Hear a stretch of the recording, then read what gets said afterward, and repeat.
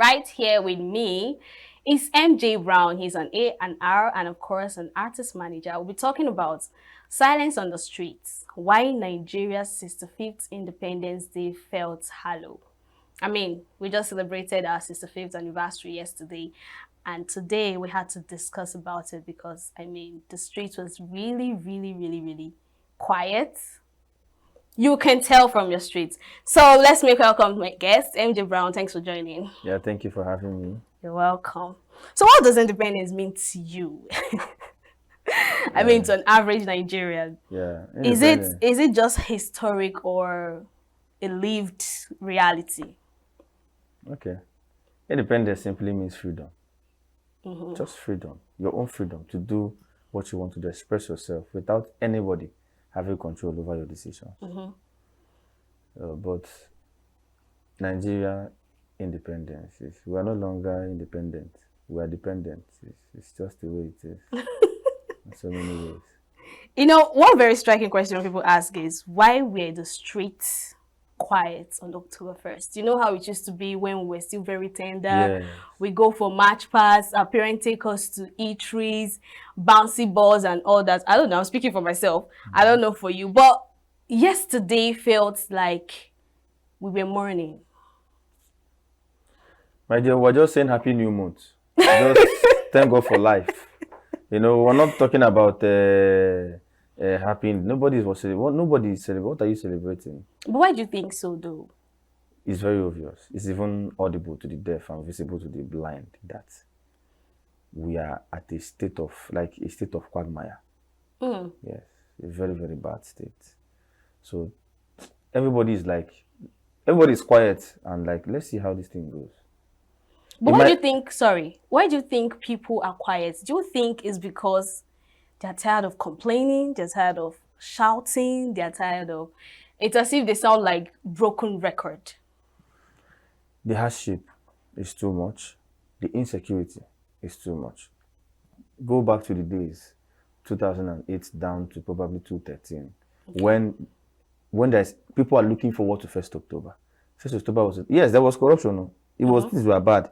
From 1960 to date, there was no time things was not bad, you know.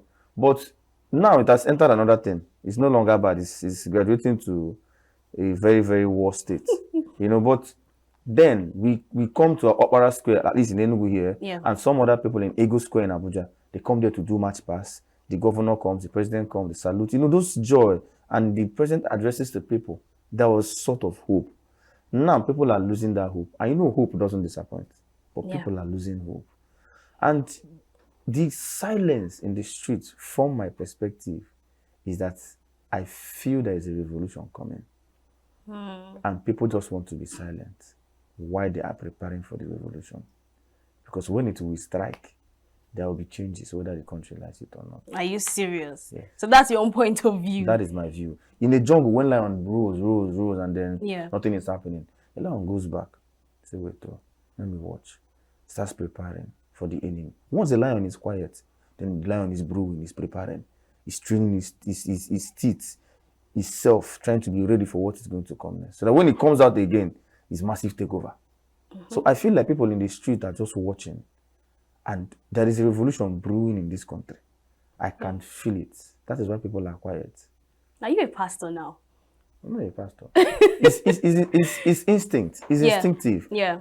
October 10th, 2020 was NSAS.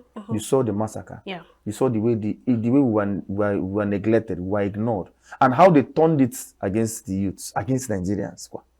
So from that time to the whole corruption, everything is bad. To the whole arresting of Nnamdi Kanu, everybody wants to separate, and it got to a point. I have a strong feeling that the nation is uniting. But everybody is quiet about it. Yeah, you know, because they say when you wake up in the morning and you see a hen chasing you, start chasing you, don't look at it after it's start running. You don't know whether it has grown teeth. So right now, people are quiet. That parable, actually.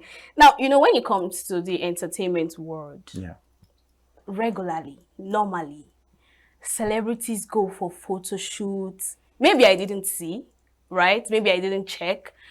But I know I saw Tonto DK. She took some pictures. I saw just few that made posts like DJ Copy and Adekunle Gold, right? But it wasn't. It didn't look like how it used to be. Would you say that celebrities that a normal citizen look up to are also tired? It can go both ways. Okay. Yeah, one, yes, there are some celebrities that are not happy with the state of the nation, with the whole insecurity, with hunger, you know, seeing people suffer. Like, if you go online, we have a lot of philanthropists as celebrities now, like King Michi, Ashakan, and many other celebrities, even Tunde Not. Some of them do donate. Very dark man. A lot of them are trying to help now in their only two ways. Then, for some celebrities, like I said, it goes both ways. Okay. For some celebrities, they want to actually do it, but they can't because they will face backlash from the citizens. Like, you're doing independence and we are hungry. What are you celebrating? I mean, They will attack them. They will face them. So they will look left and right and be like, let me just mind myself. Then but so I will not be a problem. And some are trying to protect their brands. Because if you come out and say it, you may lose brand. Do you understand? The people can make you lose an ambassadorship you have already. So everybody's just trying to mind their business. You know? I'm waiting for the revolution you talked about. I have a feeling to happen. All right, let's rewind. Let's shift a bit from the whole celebration and all that. Don Jazzy made a statement that was earlier this week. He said, taking an artist to the top now costs about 300 to 500 million naira, and it's worse in Nigeria because influencers, you have to pay for influencer, you have to pay for promotion on all social media platforms, right? Now the question is, why is it so in Nigeria? Is it because people are just working for the money because they want to make ends meet, just to eat, or they are looking for the purpose of making Afrobeats where it's supposed to be? First of all, the system of Nigeria's economy is not good. It doesn't favor anybody. And this is the trick. If you push an artist here, the artist blows here, the artist gets seen there. So the money does not come from here. It comes from there, but the hard work comes from here. Do you understand? Okay. So when Nigerians are talking about a particular artist, the whole world is forced to reckon with the artist that, okay, who is this? And then the money start coming from that side.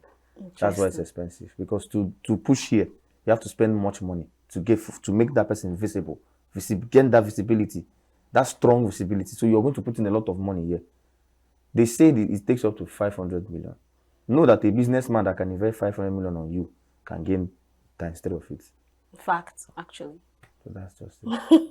You're using logic on me this afternoon. But I like that. I like that, actually. So let's come back to the independence and entertainment industry. You know how we used to be on that celebratory mood. Sometimes there are concerts and all that. Now, would you say it's because the government are not investing in the entertainment industry?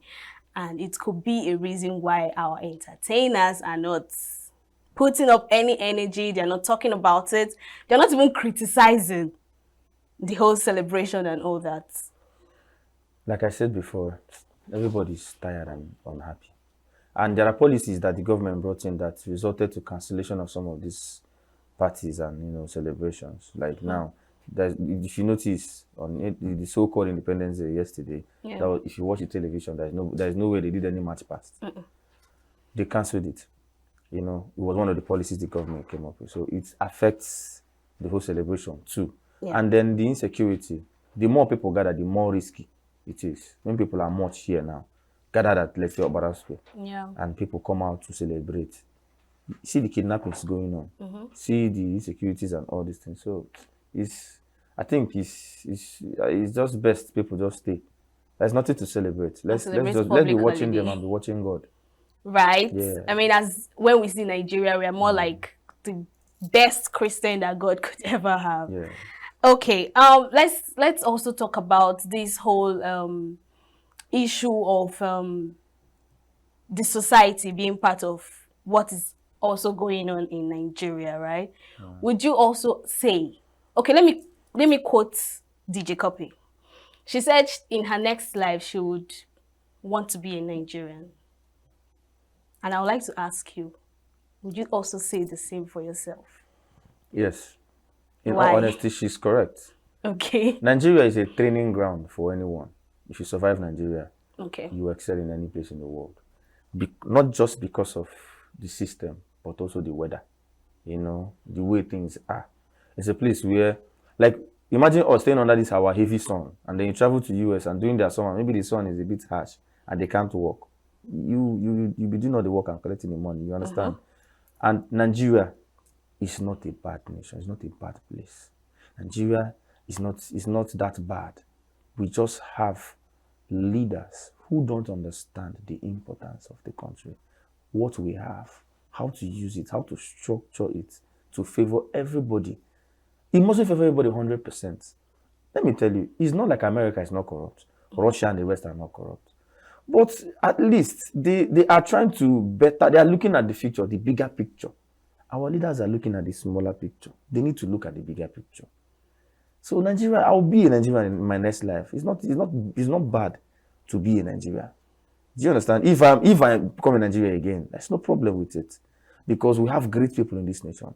Many people that if you read in books, in history, great and mighty people come from this country. So I don't know. It's just that it is unfortunate. It is unfortunate the place we are right now.